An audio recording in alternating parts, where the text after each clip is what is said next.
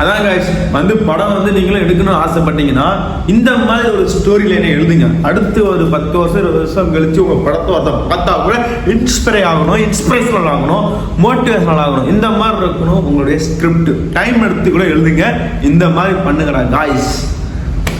So actually அந்த ஒரு curiosity தான் எனக்கு. ஸோ இந்த படம் வந்து 2010 இப்போ நம்ம அந்த படம் பார்த்தாலுமே இன்ஸ்பயர் ஆகணும். அந்த படம் பார்த்தாலுமே பக்காவா ஒரு போர் அடிக்காமல் ஒரு பக்காவான என்டர்டைன்மெண்ட் ஃபிலிமாக இருக்குன்னா 2019 அது ரிலீஸ் ஆகும்போது எவ்வளோ வசூலாக இருக்குங்கிறது தான் என்னோட ஒரே கேள்வி. அப்போது 2010 ஓகேவா, ஆக்சுவலாக வந்து பார்த்தீங்கன்னா இதோட ப்ரொடக்ஷன் காஸ்ட், இந்த படத்தோட பட்ஜெட் 182 கோடி ரூபாங்க.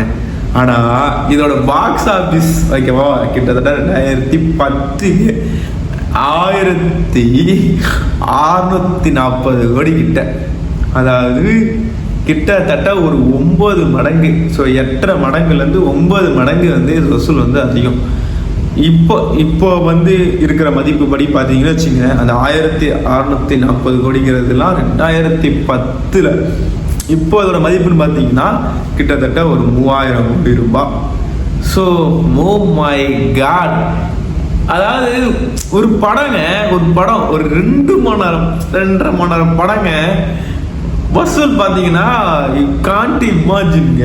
ஆனால் இதோட எஃபோர்ட்டு இது அந்த அளவுக்கு ஒர்த்தா போகிறோன்னு கேட்டிங்கன்னா ஒரு 16 வருஷம் கழிச்சு பார்க்குறோம். இப்போ அந்த படம் வந்து நமக்கு பக்காவான என்டர்டைன்மெண்ட் கொடுக்குதுன்னா ஒர்த்து தான். That's all.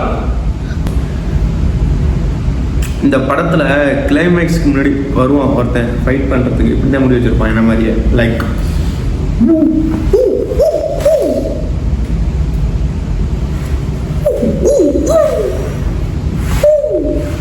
இப்போலாம் போய் நம்ம பண்ணிட்டு இருந்தோம் அப்படின்னா மூஞ்சிலேயே போட்டு படுக்க போட்டுருவாங்க. ஸோ தி கராத்தே கிட் படம் வந்து பார்த்தாச்சுங்க.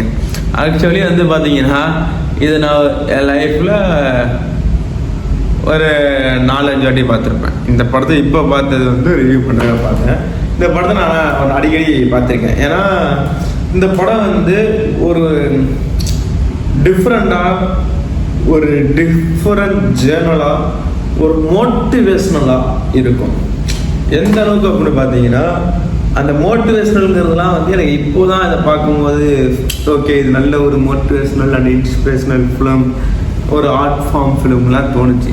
சின்ன வயசில் பார்க்கும்போது எனக்கு எப்படி தோணுச்சுன்னா, அந்த சைனாவில் அந்த மவுண்டெயினை பாரு, அந்த இடத்த விஷுவலை பார் அப்படிங்கிற மாதிரி இருந்துச்சு. ஸோ சைனாக்காரங்கனாலே கும்ஃபு தானே. அப்போ நமக்கு என்ன தோணும், அந்த படத்தில் வந்து செகண்ட் ஹாஃபில் வந்து பார்த்தீங்கன்னா ஜாக்கி சான் ட்ராவல் பண்ணி ஒரு மலையோட உச்சியில் போவார். அப்போது அந்த இடத்துல வந்து இந்த ஒரு பாம்பை வந்து ஐ கண்ட்ரோலில் வந்து கண்ட்ரோல் பண்ணுவாங்க. ஸோ எனக்கு அந்த பீரியட் ஆஃப் டைமில் நான் பார்க்கும்போது எனக்கு அது மட்டும்தான் விஷுவலாக ஞாபகம் இருக்கும். ஏன்னா அது வந்து அந்த படத்தில் ஒரு மாதிரி பயங்கரமான விசுவலைசேஷனாக இருக்கும், நல்லா இருக்கும் குங்ஃபு ஓகேவா. ஸோ எதுக்கு இப்போ இந்த படத்தை பற்றி நான் பேசுகிறேன் அப்படின்னு கேட்டிங்கன்னா, படம் எடுக்கணும்னு ஆசைப்படுற டேரக்டர்ஸ் எல்லாருமே இந்த மாதிரி படத்தை கண்டிப்பாக பார்த்துருப்பீங்க. இந்த மாதிரி படம்லாம் கண்டிப்பாக எடுங்கடா boys and girls and guys. ஏன்னா 2010 எடுத்த படம் 2026. இப்போ நான் இந்த படத்தை பார்த்தாலுமே எனக்கு லைஃப்பில் ஒரு சின்ன மோட்டிவேஷனல் கிடைக்குது, இன்ஸ்பிரேஷனல் கிடைக்குது. ஏன்னா இந்த படத்தில் ஒன்லைன் என்ன அப்படின்னு பார்த்தீங்கன்னா, அந்த ஒரு டேர் பீட்டர் அப்படிங்கிற ஒரு சின்ன பையன் கேரக்டரு ஓகேவா. ஸோ ஆனால் அந்த லைனை பாரு, அவன் வந்து ஒரு பொண்ணை லவ் பண்ணுவான். அந்த பொண்ணை இம்ப்ரெஸ் பண்ணுறதுக்குன்னு கும்ஃபு கற்றுப்பான். அதுக்கப்புறம் கும்ஃபு கற்றுக்கிட்டு அதுலேயுமே வந்து பெஸ்ட்டுன்னு சொல்லிட்டு மெடல் அடிப்பான் பாட்டு. ஸோ ஒரு பையன் இங்கே சாதிக்கணும்னா கூட இங்கே ஒரு பொண்ணு தேவைப்படுறான்.